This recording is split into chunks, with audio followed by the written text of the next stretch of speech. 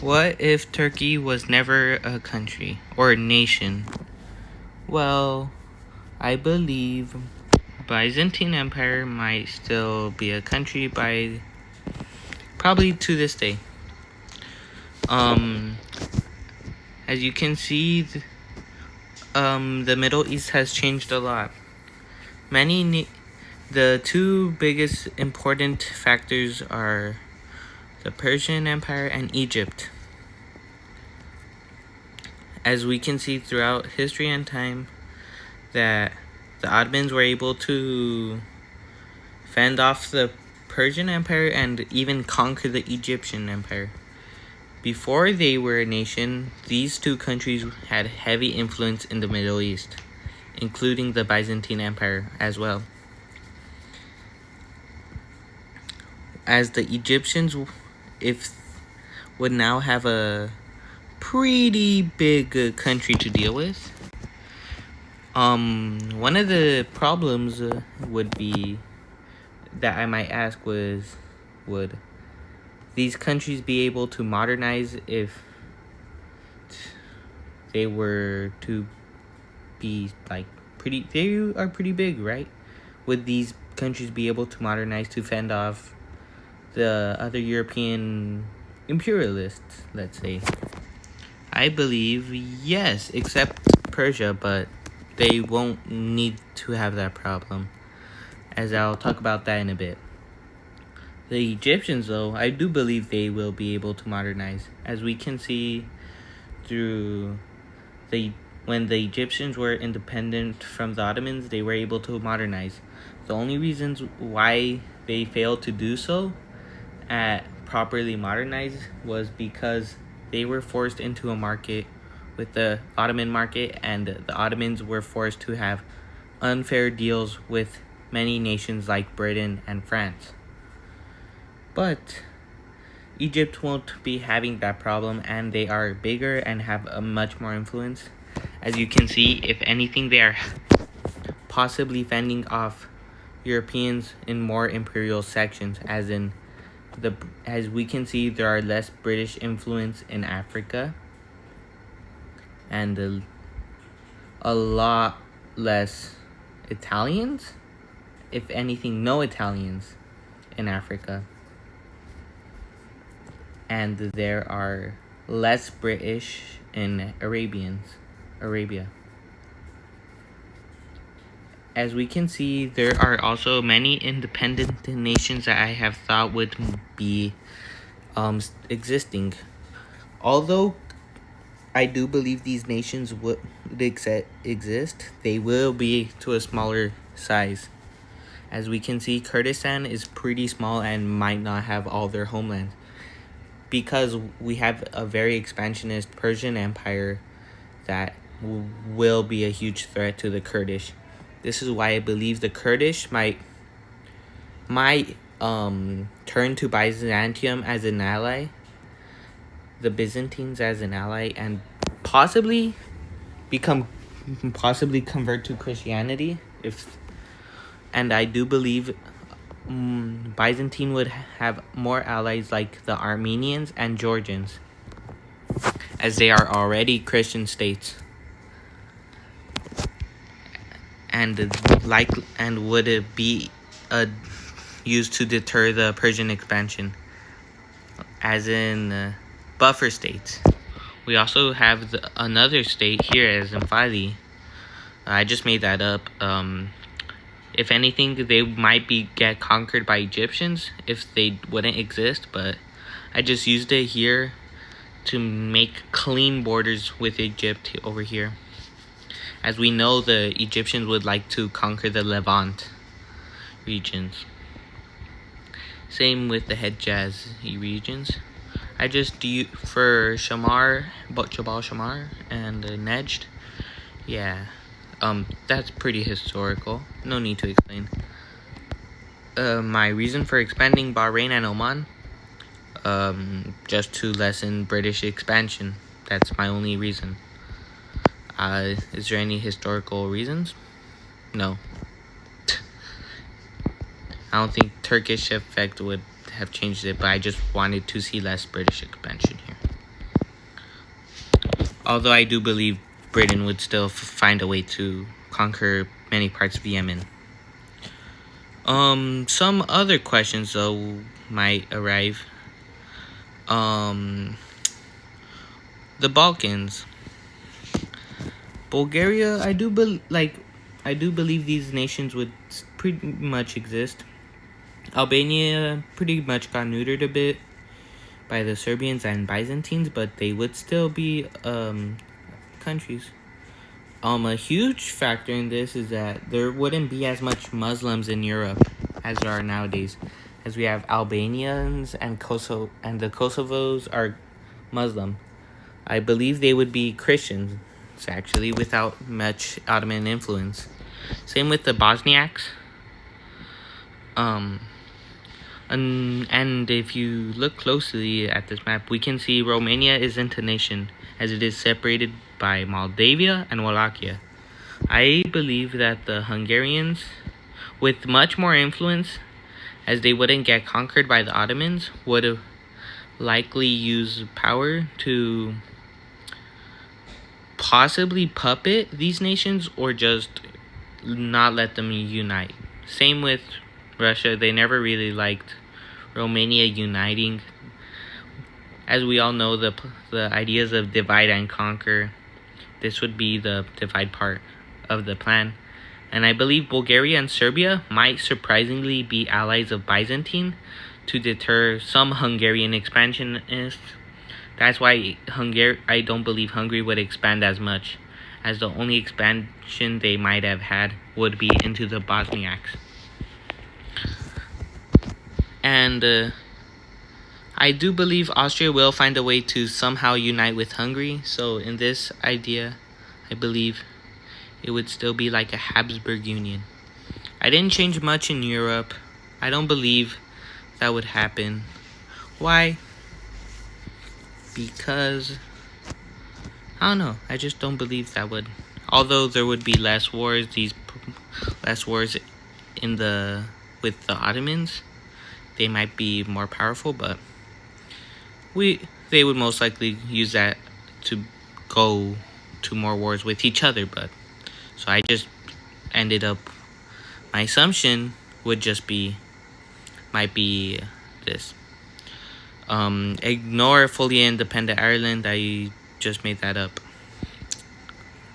As we see here, we have a big Portuguese colony over here. I do believe Portugal might expand like this because the Cape to Cairo plan wouldn't be possible because the British don't even have Cairo. How are they gonna make such a railroad? So yeah, they can't really use that excuse to prevent Portugal from expanding here, as we all know. During I forgot what it's called. The Berlin Conference. During the Berlin Conference, the British prevented Portugal from expanding here with the idea of Cape to Cairo. And they even sent Portugal an ultimatum to not expand into such regions. As if they did, they would have declared war on Portugal, although they were very friendly with them, yet they were still able to threaten Portugal with such an idea. Yet Germany was already stopping them, but that didn't stop them with the idea. So therefore, since the Egypt was able to be a country, that would be the reason why they wouldn't be able to expand into this region.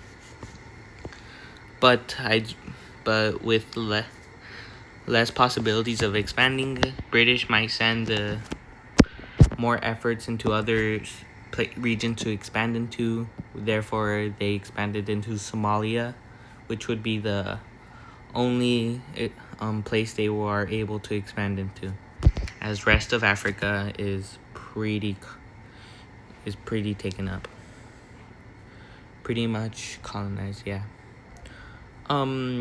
We might ask ourselves though, why wouldn't Algeria be a nation?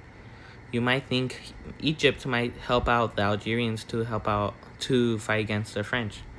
I don't, or same with Morocco or Tunisia, as these are Muslim brothers to the Egyptians. Might even consider them Arab brothers. I don't know how that works out, but I'm not trying to get into that for now. I just don't believe that would happen, as Egypt isn't that close to be able to help them. And I believe Egypt might have start having friendly relations with France, if anything. Not because they conquered the Algerians, but because France would be a very good, very valuable ally to the Egyptians, as the French would be able to build the Suez Canal, but I would still believe the Suez Canal would be under the Egyptian control. With that, that also changes a lot. The British won't be able to own the Suez, which can effectively change a lot in history, as they wouldn't be as powerful, but I do believe the British would still be very powerful, just not as powerful as they are during history. As we can see, they weren't able to colonize much of Africa as they did historically. The big thing though is that Italy wouldn't be able to expand either at all into Africa. What about Libya? I just believe that Egypt would have very huge influence in Libya, as it's closer and it is a region that they would like to expand to, as in the Tunisia region. So, yeah, this is why I show in this map a Fezzan country, or a Libyan country, I don't know.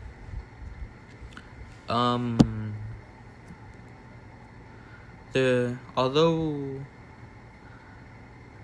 Persia might be so much bigger, yet they wouldn't be able to modernize it. I just believe that the reason why countries like Russia or Britain wouldn't be able to expand into Persia is because of the Great Game, as Russia and Britain were enemies, even considered rivals during this timeline. And I just don't believe that, just because of this reason alone, I just believe Russia wouldn't be allowed to expand into Persia. And with a very expansionist Persia, we see that they have expanded a bit into Afghanistan. And now we have this little rum state of Afghanistan, with the only purpose to not let Russia and unite and the British Empire have a land border, that is their only purpose. And they are very weak. They can get conquered at any moment by any of their by any other country that borders them. As you can consider them a buffer state, just like these other regions here. They're just meant to be used as buffer states. Pretty sad.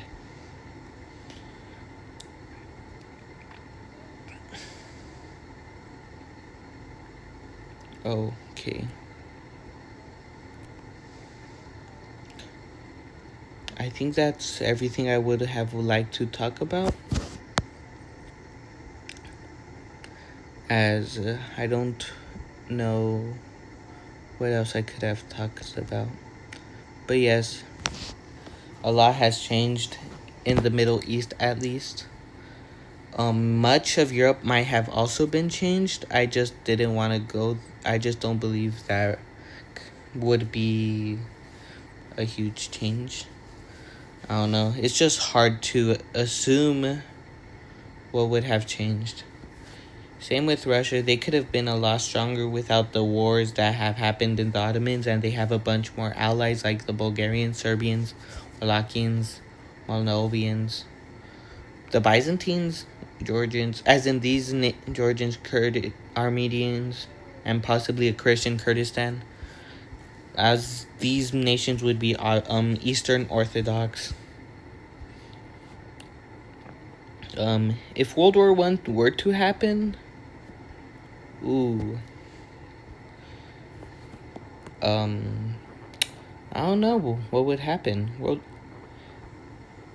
as it is hard to tell what would happen, as this is a map I used for like before World War One. If World War One were to happen, we can assume probably something in Bosnia, as they still own it. Another Archduke assassination might still occur. So yeah, as in the Germans and Austrians might still be allies against the French, British, and the Russians. I don't believe the Bulgarians or Byzantines would ever join this war, although being allied to Russia. But yeah, actually, I don't believe Russia would even join a World War One. No, I'm sorry. Ooh, actually, it's hard to say, as we can still include the fact that Byzantine would be a Serbian ally. Might be a Serbian ally. Or they can possibly just join against them. We can't say for certain, so you can use up your imagination what you can assume would happen. I would like to hear your ideas in the comments. But with that for now, I'm gonna say goodbye.